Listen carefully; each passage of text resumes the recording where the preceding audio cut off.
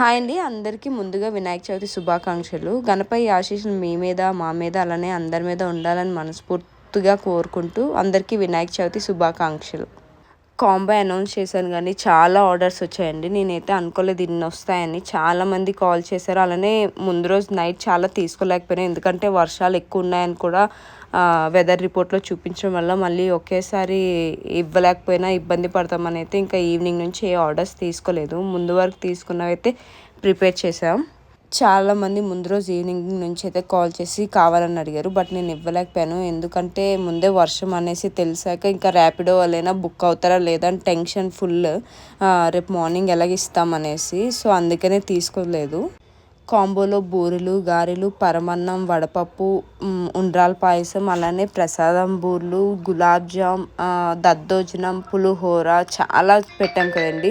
ఇవన్నీ చేయాలంటే ముందు రోజు నైట్ నిజం చెప్పాలంటే మా మమ్మీ అత్త ఇద్దరు పడుకోకుండా వాళ్ళే చేశారు. 11:30కి స్టార్ట్ చేశారు. ముందు డే నైట్ మార్నింగ్ 8 లోపు ఇవన్నీ కంప్లీట్ చేసాము. మినిమం 300 బూర్లు, 300 గారెలు అవన్నీ వాళ్ళే చేశారు. నేను ప్యాకింగ్ అనేసి నేను మా మామయ్య ప్యాకింగ్ అవన్నీ చూసుకున్నాము. మా హస్బెండ్ సీరియస్గా చెప్పాలంటే ఆ రోజు ఆయన లేకపోతే నేను ఇవన్నీ ఆన్ టైం ఇవ్వలేకపోయేదాన్ని. నేను కొంచెం సాయం అయితే చేసాను. బట్ ప్యాకింగ్ వచ్చేసి నేను మా మామయ్య అన్నీ చేసాము. మా హస్బెండ్ అయితే మాత్రం ఒకేసారి అంటే 7, 8 నుంచి ఆర్డర్స్ స్టార్ట్ అయ్యాయి. అందరూ ఒక 30 ఆర్డర్స్ కాంబో వచ్చింది, సింగిల్ కాంబోయే. అందరూ ఒకే టైం కావాలి, అందరికీ 8:30 నుంచే కావాలి అని అన్నారు. అందరూ పూజ చేసుకుంటారు కదా, మేము కూడా అర్థం చేసుకో ఆన్ టైం అయితే ఫుడ్ ప్రిపేర్ అయిపోయింది. కానీ వర్షంకి ర్యాపిడో వాళ్ళు పైకి రాలేరు, వాళ్ళని కూడా మేము ఇబ్బంది పెట్టలేం పైకి రండి అనేసి. ఇంకా మా హస్బెండ్ ఎన్నిసార్లు ఎక్కి దిగారు. మా సెకండ్ ఫ్లోర్ లిఫ్ట్ కూడా లేదు. నా ఒక్కదాని వల్ల అయితే అసలు ఇవ్వలేకపోయేదాన్ని. మా ఫ్యామిలీ అందరూ హెల్ప్ చేశారు కాబట్టి ఆన్ టైం ఇచ్చాము.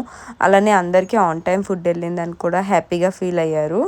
ఆర్డర్స్ అన్నీ ఇచ్చేటప్పటికి 12 అయిపోయింది. కొందరు లంచ్కి కూడా అడిగారు. వాళ్ళకి అన్నీ ఇచ్చేటప్పటికి ఆఫ్టర్నూన్ 12-1 అలా అయింది. అయితే ఇయర్ వినాయక చవితి కూడా చేసుకోలేనేమో అనుకున్నాను. వరలక్ష్మి వ్రతం కూడా చేసుకోలేదు, అలానే వినాయక చవితి కూడా చేసుకోలేనని అయితే చాలా మనసులో బాధ అనిపించింది. అసలు మార్నింగ్ లేసి నైట్ అంతా చేయలేదు కదా, ఈ ఆర్డర్స్ ఎలాగైనా మార్నింగ్ 5 కల్లా అయిపోతే ఇంకా మనం కూడా పూజ చేసేసుకుందాం అని అయితే మేము అనుకున్నాం. బట్ అన్నీ అయినప్పటికీ 8 అయితే అయింది. కానీ ఈవినింగ్ మొత్తం ఇల్లంతా నీట్గా క్లీన్ చేసుకుని ఈవినింగ్ అయితే పూజ చేసుకున్నాం.